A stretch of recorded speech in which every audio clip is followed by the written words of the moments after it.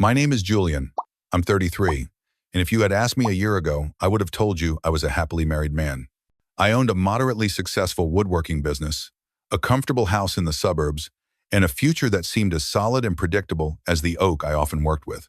But a house is not a home, and a marriage certificate is not a guarantee of connection. I learned that the hard way. Our house had 4 bedrooms, 3 bathrooms, and a silence so profound it felt like a physical presence.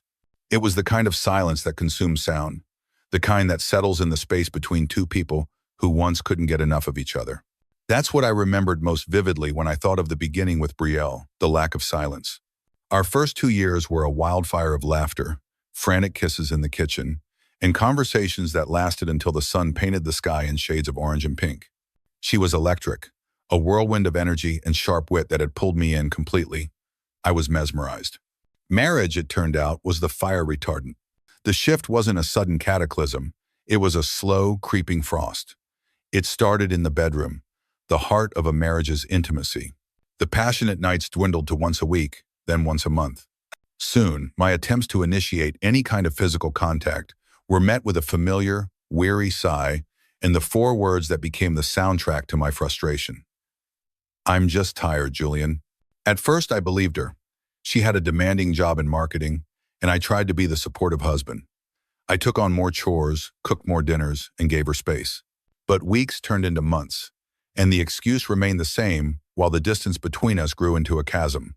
We were living parallel lives under the same roof, 2 expensive roommates who shared a mortgage and a deep, unspoken disappointment. The breaking point, or what I thought was the breaking point, came on a Tuesday. It was an unremarkable day that ended, like so many others, with us on opposite sides of a king-size bed, the space between us feeling like a mile of frozen tundra. I had tried. I'd made her favorite pasta, opened a bottle of the good wine, and we'd actually had a pleasant, if superficial, conversation about our respective days. A flicker of the old us. I thought, maybe tonight would be different. I reached for her, my hand gently tracing the curve of her shoulder. She didn't pull away, but she went rigid, a subtle tensing that screamed rejection louder than any words. "Brielle," I said softly, my voice barely a whisper in the dark. "What's going on with us? I miss you." She rolled over to face me, her expression unreadable in the dim light from the hallway. "Nothing is going on," she said, her tone devoid of emotion. "I'm tired." "You're always tired," I countered, the frustration finally bubbling to the surface. "We haven't been together I don't even know how long. This isn't just about sex, Brie. It's about connection. I feel like I'm losing you." She sat up then, flicking on her bedside lamp. The sudden light was harsh, illuminating the cool indifference in her eyes. What she said next was delivered with the calm, patient tone of someone explaining a simple concept to a child. "Julian," she began, "I love you, but you need to understand something. I am your wife, not your property. I don't owe you anything in the bedroom." The words hit me like a physical blow. Owe me? I had never thought of it that way. I wasn't demanding a payment. I was pleading for a connection, for a sign that the woman I loved still desired me, still saw me as her partner in every sense of the word. "Owe me?" I repeated, stunned. "Brielle, that's not what this is about. I'm your husband. I love you. I want to be close to you." "We are close," she said, her voice unshakable. "We live together. We share a life. Isn't that enough? You're overthinking everything." She turned off the light, rolled away from me, and within minutes, her breathing evened out into the steady rhythm of sleep. I lay awake for hours, staring at the ceiling, the silence of the room screaming at me. It was in that moment I realized there was a wall between us. It wasn't made of brick or stone. It was made of her indifference, and it was utterly impenetrable. I was on one side reaching out, and she was on the other, perfectly content in her solitude. And for the life of me, I didn't know if I had the strength to tear it down alone. In the months that followed that conversation, I became a man on a mission, a foolish, desperate mission to single-handedly resuscitate a dying marriage. If Brielle wouldn't meet me halfway, I reasoned, then I would travel the entire distance myself. I became the textbook definition of a good husband, hoping that my efforts would somehow melt the ice that had formed around her heart. I planned elaborate date nights to the restaurants we used to love. She would smile, thank me politely, and spend half the evening checking work emails on her phone. I took over all the household chores she hated, including folding the laundry, a task I despised with every fiber of my being. My reward was a quick, chaste peck on the cheek that felt more like something you'd give a helpful nephew. One evening, I broached the subject of therapy again. Maybe we just need someone to help us communicate better, I suggested, trying to keep my tone light. Brielle let out a short, sharp laugh that cut me to the quick. Oh, Julian, therapy isn't a magic wand. It's not going to suddenly make me want you more. Can't you just accept that this is how things are now? That one stung. It wasn't just a rejection of therapy. It was a rejection of me. The implication was clear. I was the problem, and I was a problem that couldn't be fixed. That was when something inside me finally began to shift. It was a quiet, subtle change, not a dramatic snap. It was the slow extinguishing of hope. I realized I couldn't spend the rest of my life begging my own wife for affection. I couldn't keep trying to sell intimacy to a person who wasn't buying. So, I stopped. I threw myself back into my woodworking, the scent of sawdust and the predictable precision of the tools, a welcome balm for my frayed nerves. I started going to the gym again, channeling my frustration into weights and cardio. I reconnected with my friend Miles, and our weekly beers became a lifeline to a world where I wasn't just a failed husband. I was just Julian. Life settled into a new, albeit lonelier, routine. Brielle and I coexisted. We were civil, polite strangers, sharing a beautiful, silent house. She seemed perfectly content with the arrangement. She had her stable home, her successful career, and a husband who no longer bothered her with messy emotional needs. I, on the other hand, felt like a ghost haunting the halls of my own life. Then came the evening that changed everything. I was in the living room, sketching out a design for a new bookshelf, when Brielle walked in. She was wearing a radiant smile, the kind I hadn't seen directed at me in years. It was so out of place in our Cold War that I immediately felt a sense of dread. She sat on the ottoman across from me, folding her hands in her lap like she was about to deliver a business presentation. Julian, she began, her voice bright and full of a strange energy. I've been doing a lot of thinking about our future. My pencil stilled. Okay, I said cautiously. We're not getting any younger, she continued, her smile unwavering. We have the house. We're financially stable. I think it's time. I think we should start trying for a baby. I almost choked. The air left my lungs in a rush, and for a moment, I thought I had misheard her. I stared at her, searching her face for any sign of a joke, but there was none. She was completely serious. A baby? I finally managed to say, my voice hoarse. Brielle, are you kidding me? Her smile faltered for a fraction of a second. Why would I be kidding? It's the next logical step for us. Logical step. The words echoed in my head, cold and clinical. A baby wasn't a project to be managed or the next item on a checklist. A baby was supposed to be the product of love, of passion, of a deep and unbreakable bond. We had none of that. Logical step? I stood up, the sketchbook falling to the floor. Brielle, we've had sex twice in the last year. Twice! You barely let me touch you. You think now is the time to bring a child into this arrangement? She had the decency to look slightly flustered. Well, she said, quickly recovering her composure, that's something we can work on, obviously. Oh, now you want to work on it? I could feel the blood pounding in my temples. The sheer, calculated audacity of it was staggering. She didn't want me. She wanted a baby. She wanted to complete the picture of a perfect life she had constructed in her mind, and I was simply a necessary component, the sperm donor with a good income. I couldn't speak. The years of frustration, of feeling inadequate, of blaming myself it all coalesced into a single, blinding moment of clarity. This marriage wasn't broken, it was a sham, and I was done playing my part.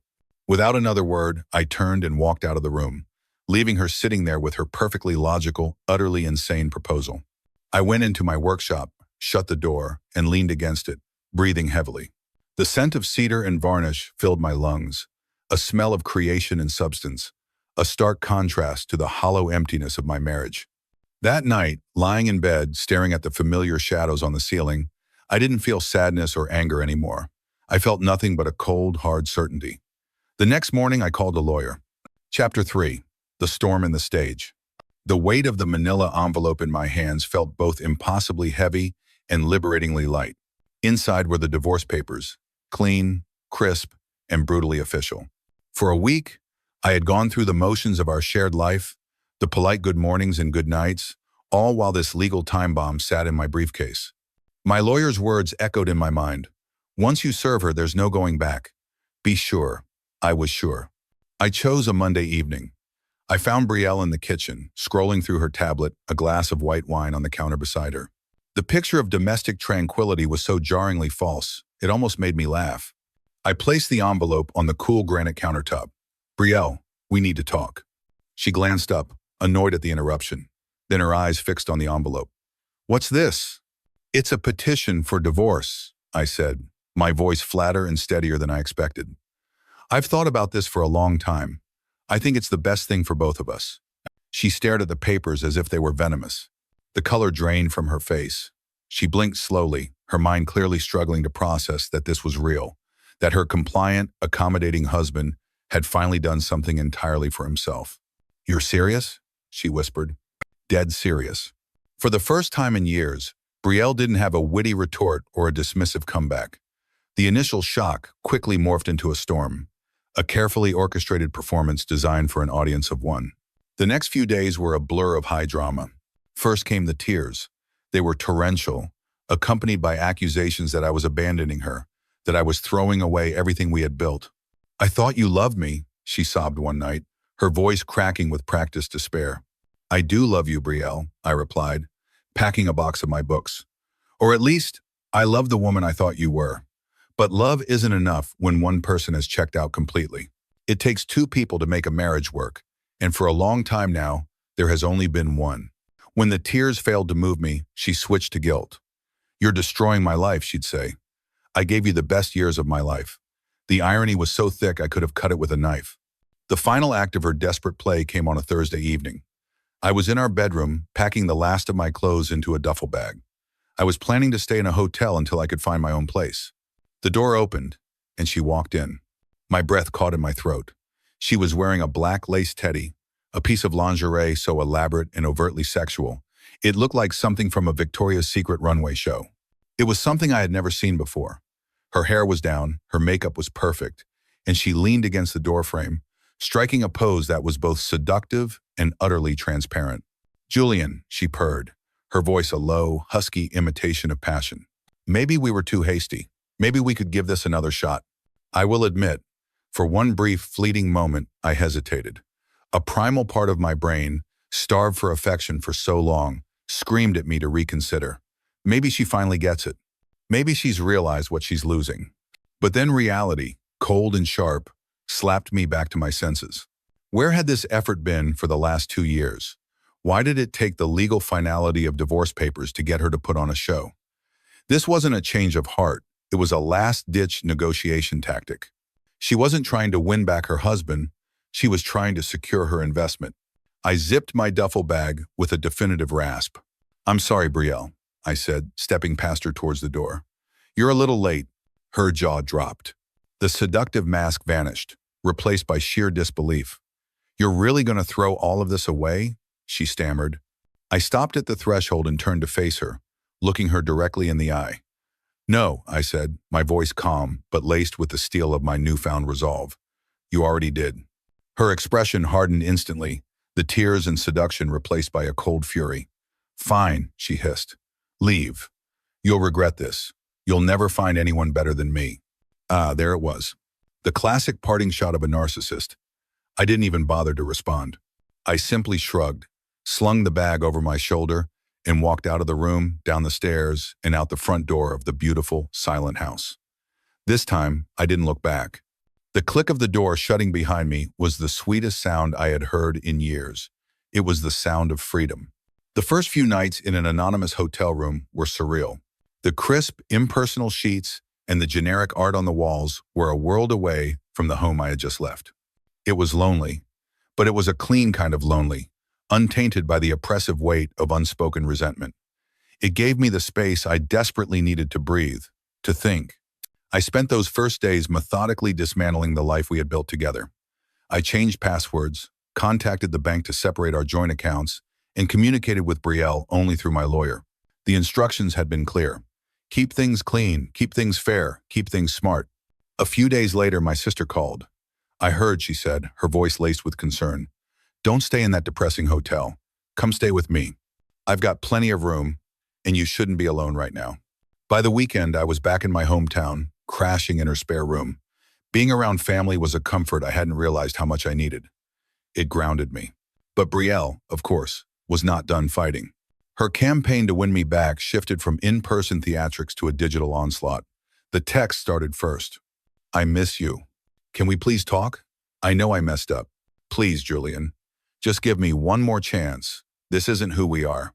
I read them, my thumb hovering over the reply button, but I never responded. My lawyer had advised me to limit communication. And honestly, I didn't trust myself not to get sucked back into her web of manipulation. Then came the voicemails, her voice thick with synthetic tears. Julian, please, I'll do whatever it takes to make this right. Just come home. Home. That house hadn't felt like home in years. It was just a building where my hopes had gone to die. About a week into my stay at my sister's, Brielle's attempts hit a new level of absurdity. My sister and I were in the living room, watching a movie, when my phone buzzed with a picture message. I hesitated before opening it. When I did, I almost dropped the phone. It was a selfie of Brielle, sprawled on our bed, dressed in yet another piece of provocative lingerie, holding a bottle of champagne. The caption read, "Let's celebrate a fresh start." My sister glanced at the screen and burst out laughing. "Wow," she said, shaking her head. "She's really pulling out all the stops, huh? She's nothing if not persistent." "Yeah," I muttered, deleting the photo with a grimace. Persistent. By the end of the month, the divorce proceedings were moving along, and I found my own place. It was a small, one-bedroom apartment with just enough room for me and my thoughts. It wasn't much, but it was mine. I filled it with my books, my tools, and the quiet promise of a new beginning. I focused on my work, taking on new commissions, and losing myself in the scent of freshly cut wood. I reconnected with old friends, rebuilding the social life that had atrophied during my marriage. I was slowly, painstakingly, figuring out who Julian was outside of being Brielle's husband. One night, scrolling idly through social media, I saw she had posted a new profile picture. She was out with friends at some trendy bar, smiling radiantly at the camera, a cocktail in her hand. The caption read, "Here's to new chapters and brighter days ahead." I couldn't help but laugh. For someone who had claimed she couldn't live without me just weeks ago, she certainly looked fine. But then again, appearances had always been Brielle's specialty. The divorce was surprisingly smooth after her initial dramatics. She wanted to keep the house. I didn't care. It was full of too many ghosts. We came to an agreement where she would buy out my half of the equity over 5 years. My lawyer made sure the terms were ironclad. Everything else was split right down the middle. The day the divorce was finalized, I walked out of the lawyer's office feeling lighter than I had in years. It was like I had been carrying a 100-pound weight on my back and hadn't even realized it until it was gone. About 2 months later, my friend Miles called, his voice buzzing with the kind of energy that meant he had gossip. "Dude," he said, barely containing his laughter, "you are not going to believe who Brielle is dating." I sighed. "Do I even want to know, Miles?" "Oh, trust me, you do. This is gold. The guy's name is Ryder." A quick social media search brought me to Brielle's page. There it was, a photo of the two of them, posing in front of my old house, all smiles. Ryder was a caricature of a man, a tank top that read "Hustle Hard," an armful of tattoos that looked like they'd been drawn by a bored middle schooler, and a smug grin. I found myself laughing out loud, alone in my quiet apartment. Miles filled me in later. Ryder was a self-proclaimed serial entrepreneur, which translated to selling knockoff energy drinks out of his car. He'd been married twice and had a reputation for living on his girlfriend's couches. "He's living with her now, by the way," Miles added. "Guess he doesn't have his own place." I hung up the phone, expecting to feel a pang of bitterness or jealousy. Instead, all I felt was a profound sense of relief. If this was Brielle's idea of an upgrade, then I hadn't just dodged a bullet, I dodged a whole volley of cannonballs. After the whirlwind of the divorce and the ridiculousness of finding out about Ryder, I decided I needed a proper night out. Not to get drunk or to hunt for a rebound, but just to be a normal person in a normal place, to enjoy a good drink and remind myself that there was a world outside of lawyers' offices and unpacking boxes. That's how I ended up at the Hoppy Monk, a small craft beer bar downtown. The place had a warm, buzzing energy, with rows of gleaming taps lining the wall behind the bar. I found a spot at the corner of the bar, ordered a flight of IPAs, and let myself exhale for what felt like the first time in months. I was halfway through a surprisingly delicious pineapple stout when she walked in. She had short auburn hair, an easy smile that made her eyes crinkle at the corners, and a worn leather jacket that suggested a life more interesting than mine. She slid onto the stool next to me, glanced at my tasting flight, and smirked. "Trying to drink the whole menu in one go?" she teased. Her voice was warm and slightly husky. I laughed, feeling a genuine smile spread across my face. Just narrowing down my favorites. Any recommendations? "Depends," she grinned. "Are you a hops and bitterness kind of guy, or a hide the alcohol with fruit kind of guy?" "I'd like to think I'm versatile." That got a real laugh out of her. "All right, versatile guy. Try the mango saison. Trust me." Her name was Tessa. We spent the next 2 hours talking about everything and nothing. Beer, travel, my woodworking, her job as a graphic designer, and the baffling phenomenon of people who put pineapple on pizza. She was firmly against it. The conversation was effortless, like catching up with an old friend. There was a lightness about her, a confidence that wasn't arrogant. It was refreshing after years of navigating Brielle's emotional minefield. When the bartender called for last call, I felt a pang of disappointment. I didn't want the conversation to end. Summoning a flicker of courage I didn't know I had, I said, "Listen, this has been a lot of fun. Would you be up for getting dinner sometime? My treat." She smiled, a slow, genuine smile. "Bold move, asking me out while I'm half a beer ahead of you. But yeah, I'd like that." We exchanged numbers, and I walked out of the bar with a feeling I hadn't experienced in forever. Hope. A few days later, Tessa and I met at a cozy Italian restaurant. Over plates of pasta and glasses of wine, the easy conversation continued. We talked about our jobs, our families, and the time she accidentally adopted a ferret, a long, hilarious story.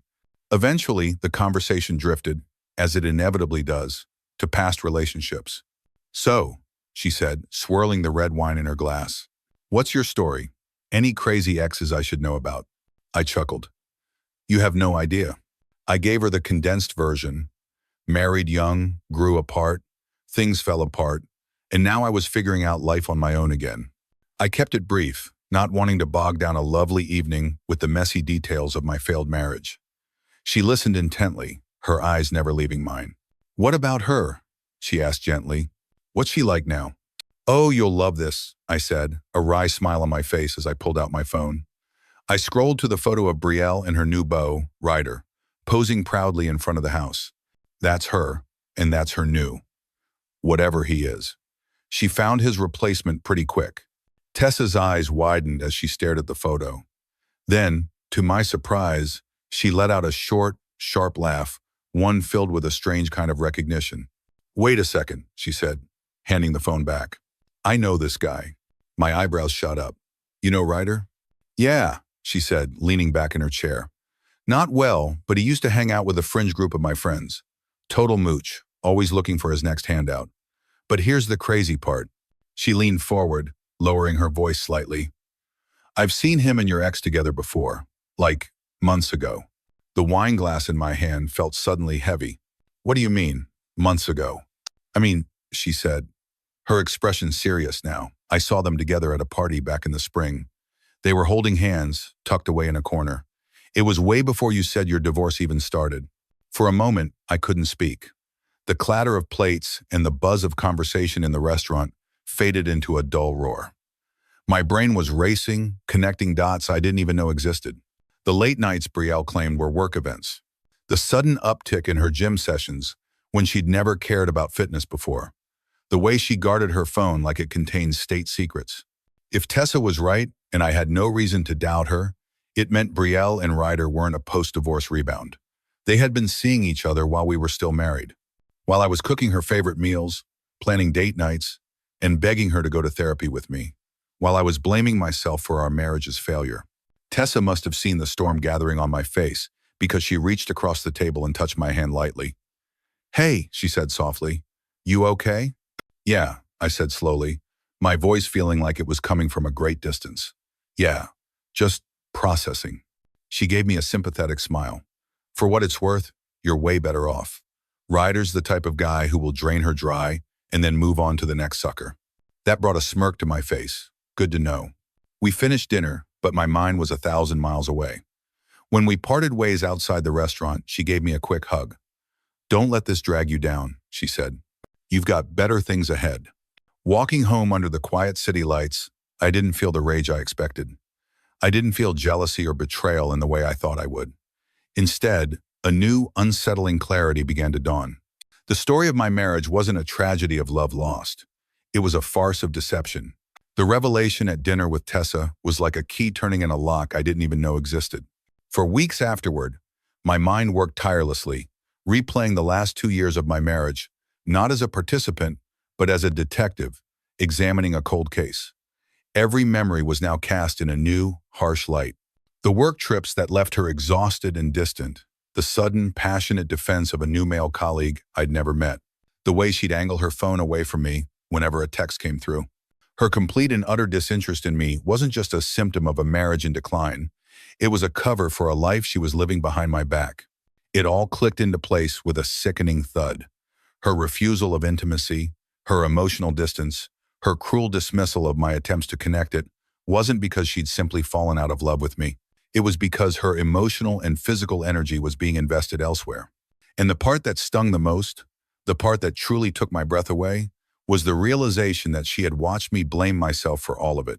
She had watched me twist myself into knots, questioning my own worth, my attractiveness, my ability to be a good husband, and she had let me. She had silently allowed me to carry the burden of her betrayal. I should have been furious. I should have been shattered. But as the full weight of her deception settled upon me, the primary emotion that rose to the surface was one I never expected: relief. It was a pure, unfiltered, and profound relief. It washed over me, cleansing away the last lingering remnants of guilt and self-doubt. It wasn't me. It was never me. The marriage didn't fail because I wasn't exciting enough, or successful enough, or attentive enough. The marriage failed because it was built on a lie. My efforts to fix it were like trying to patch a hole in a sinking ship, while the captain was secretly drilling more holes below the waterline. Brielle's choices were not a reflection of my worth. They were a reflection of her character. Her selfishness, her inability to communicate, her cowardice in seeking validation elsewhere rather than facing the problems in her own home. I had spent so much time wondering what I did wrong, when the truth was, I wasn't the problem at all. And now, she was Ryder's problem. I laughed softly at the thought, alone in my apartment. Good luck to him. Something told me he'd need it. Life after that realization felt different. It felt lighter. The final chains of my past had been broken, not by the signing of divorce papers, but by the acceptance of the truth. My time with Tessa blossomed. We saw each other more often, exploring the city's hidden corners, from dive bars with great jukeboxes to small, independent movie theaters. Every conversation with her was an exercise in honesty. There were no games, no hidden meanings, no mind reading required. She was funny, kind, and completely upfront about who she was and what she wanted. With her, I felt a spark I had thought was long dead within me, a spark of excitement, of possibility. It was still early, and I was in no rush to dive headfirst into something serious. I was still healing, still rediscovering the man I was when I wasn't defined by a failing marriage. But for the first time in a very long time, I was genuinely excited about the future. One Saturday afternoon, I was in my workshop, the sun streaming through the window, the air thick with the smell of sawdust. I was sanding a piece of maple, feeling the smooth grain under my fingertips, my mind quiet and focused. My phone buzzed on the workbench. It was a text from Tessa. "Brewery later? That mango saison is calling your name." I smiled, a real, unburdened smile that reached my eyes. I typed back a quick reply. "You read my mind. See you at 7. I set the phone down and went back to my work, a sense of profound peace settling over me. The ghosts of my past were finally silent. I had walked through the fire of betrayal and emerged on the other side, not unscathed but whole. I was no longer Brielle's rejected husband or a man drowning in self-doubt. I was just Julian. And for the first time, that felt like more than enough. It felt like everything.